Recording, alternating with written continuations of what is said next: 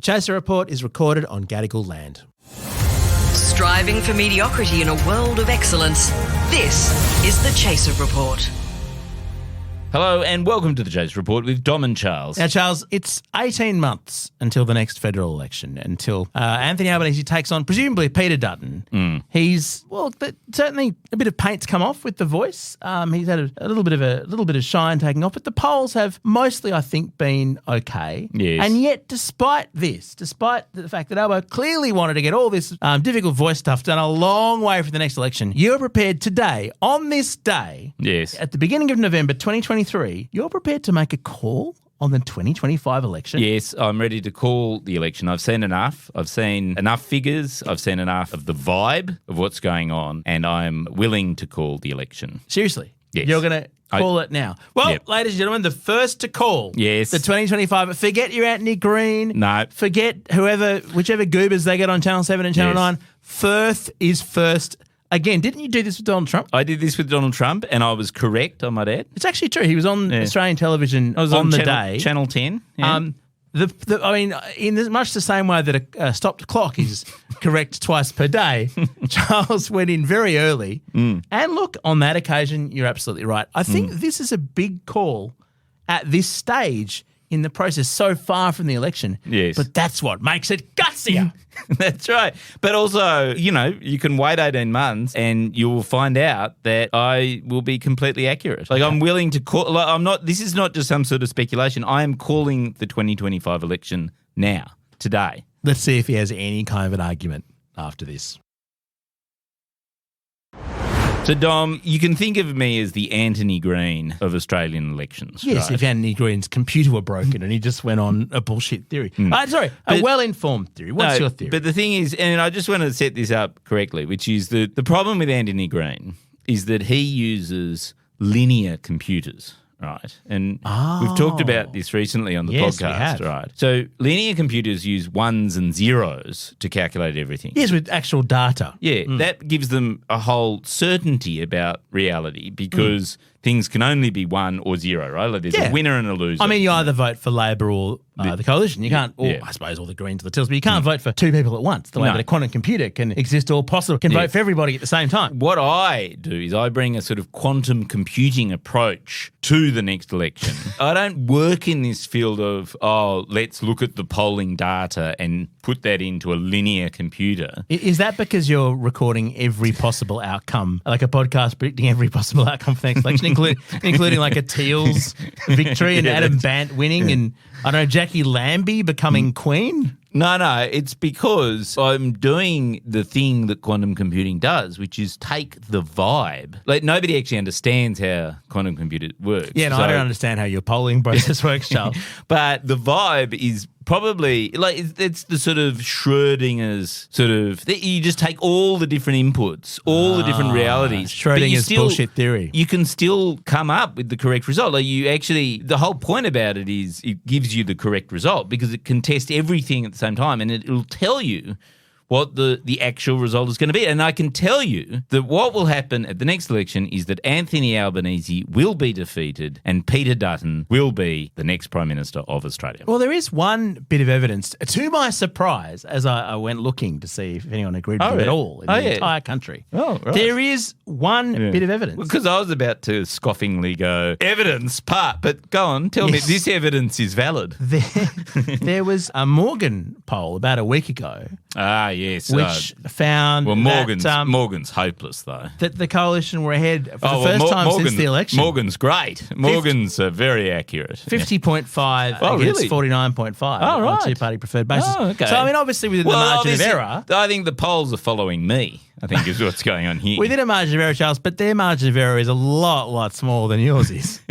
So let's just unpack what's going on. So just to set the scene here, the whole strategy with the voice, which, clearly a disaster in many ways at this distance, but and we've pointed this out since the get-go. I've been saying this on the podcast since the timing became clear. Albo clearly wanted to have the voice referendum a very long way from the next election, right? Yes. So he's had it now. It's all done with. It will be very far in the rear view. I mean, people who are directly affected, First Nations people like Stan Grant, who's just come out and said that we won't see any progress during his lifetime. I'm not sure how long he's planning to live, but they're affected on an ongoing basis. But from Albo's perspective, things have moved on. He's been to America. He's going to go to China shortly.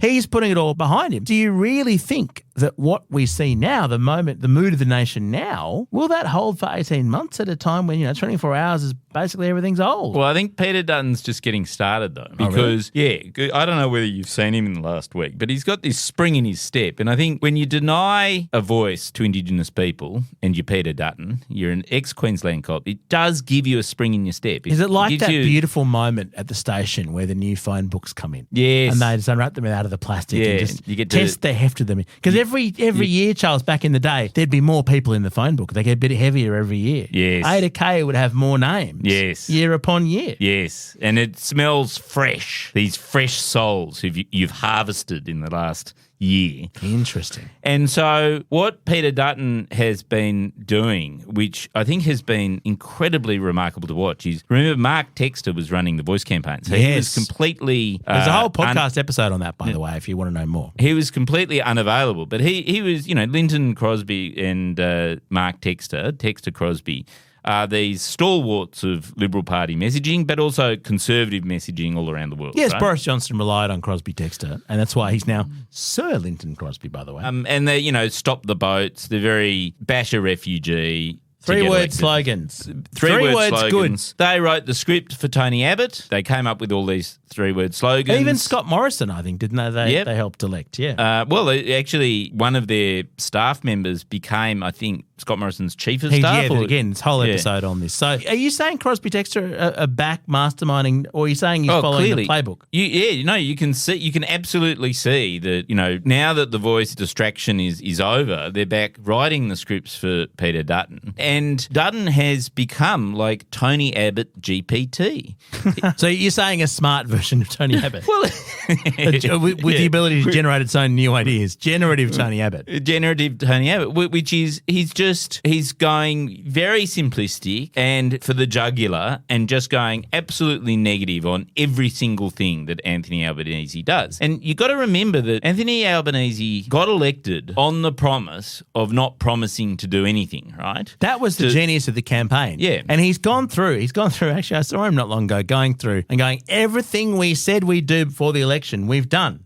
And gone through all the things that they do and tick them all off because they are all reasonably achievable. Yes. And the great thing was, Charles, he promised so little that he was able to get everything he promised done. Correct me if I'm wrong, but most of the kind of radical things that he was promising to do at all, or let's just say the new things like the National Anti-Corruption Commission and so on, they're all things that the Teals would have made him do anyway. So they're things that, he had no choice in any case. So there was nothing other than the voice, which was literally, this is my new thing that I'm going to build the campaign on. Everything else was like, I won't frighten the horses, and guess what? I'm not Scott Morrison. But the thing about reality is that new things come along. And when you are leading a country, you then actually have to take a position on those new things. You can't just be like you were in opposition and sort of go, well, that's a bit of a curveball question. I'm going to duck this and not be Scott Morrison. Are you sure you've got to take a position? Because a really effective technique can be to just say, look, that's very interesting. We're going to have an inquiry into that and get back to you in about a year's time. Admittedly, that was Kevin Rudd's approach, and that didn't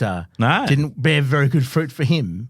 But kicking the can down the road, I mean, I'm just saying, Charles, I don't want you to commit to anything when you can kick the can down the road. Well, I'm just saying that you can do that as long as you don't have a fucking vicious attack dog attacking you for doing precisely that. And that's what Peter Dutton has suddenly found the voice with in the last sort of couple of weeks. Oh, so you're saying someone got the voice. Someone got a voice out of that. And he's found this voice, which is to just accuse Anthony Albanese of being as weak as piss on everything, right? And the problem is, for Anthony Albanese, is that it's fucking true. He is the weakest. I don't know whether you saw that meme going around with Albo beer. You know the Albo beer? Yeah. They've just released the zero strength Albo Oh, beer. wow.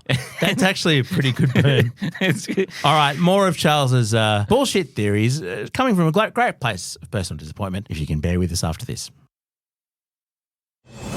The Chaser Report. News you know you can't trust.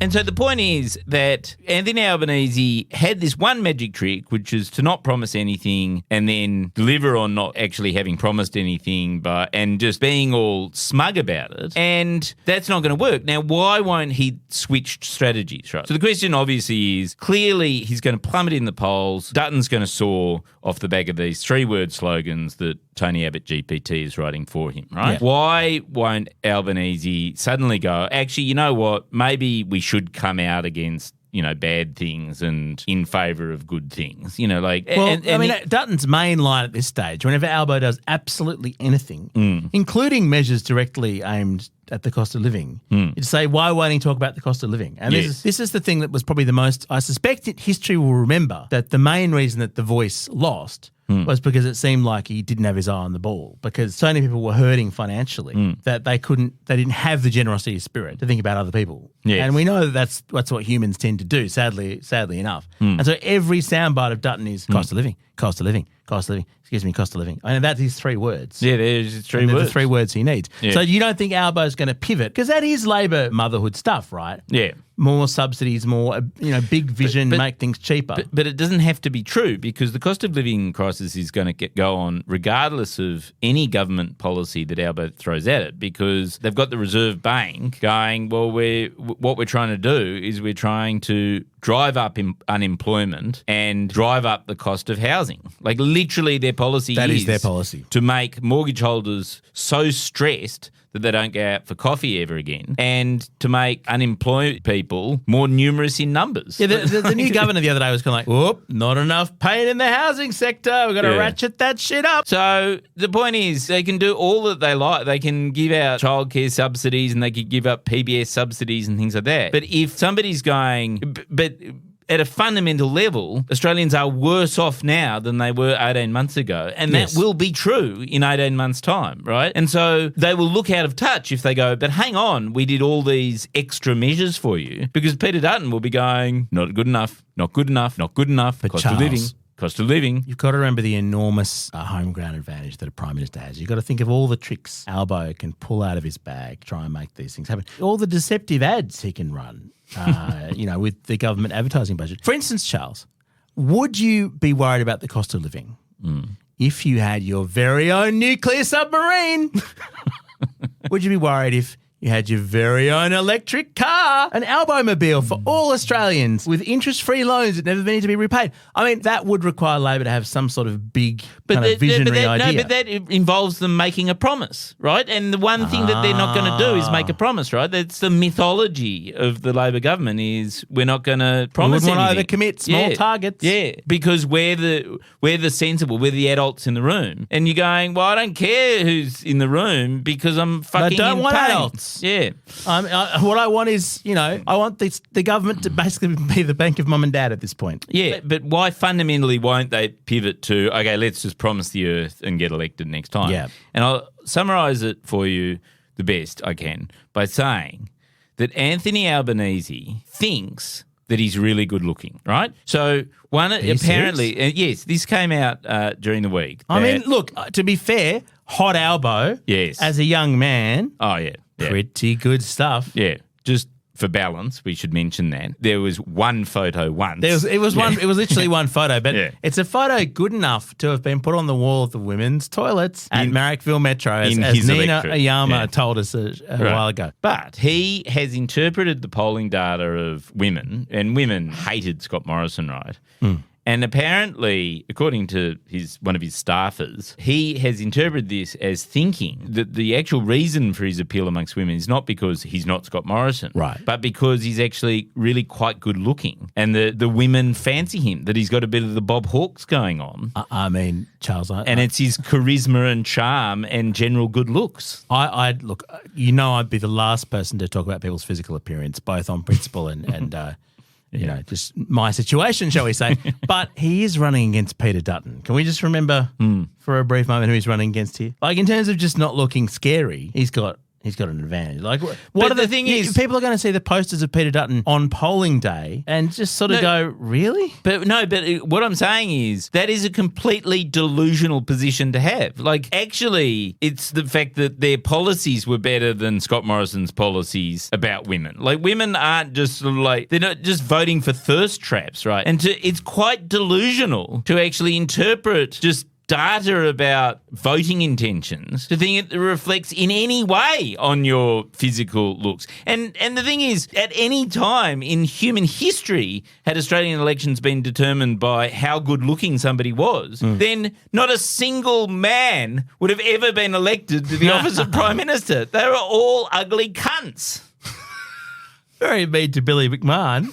Anyway, Charles, there's a massive fallacy in your analysis. It's a huge problem. You've got a blind spot here. You're talking about Labor, right? You're talking about the Australian Labor Party here, Charles. There is no fucking way that Albo is going to run against Peter Dutton in the next election.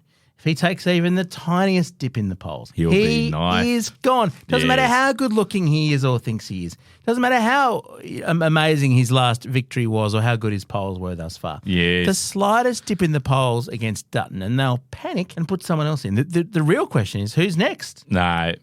See, that's where you've got it wrong. Like I'm actually just going to be serious here, which is the problem is that Anthony Albanese is not just the front man now, but he's actually the backroom still, right? To put it in Gen X terms that Gen X would understand, he is the Graham Richardson of the Federal Liberal Party. He is the guy who walks into the Prime Minister's office and goes, mate, you're toast. And the problem is that being the person who's the backroom operator, being the front man, means that there's nobody left in the party because they're all scared of him. They're all terrified of him because he's the fucking, he breaks your knees internally and then he goes out and promises nothing, and thinks he's really good looking. There is one. There is always one. There is one person who would not be scared of Albo. There's one person who'll come in and give the tap on the shoulder. There's one person who is impossible to scare, who is far stronger than Albo will ever be, who's been through far more than Albo will ever go through, who has far more charisma and gravitas and poise than Albo will ever have. Are you talking about Sam Destiari?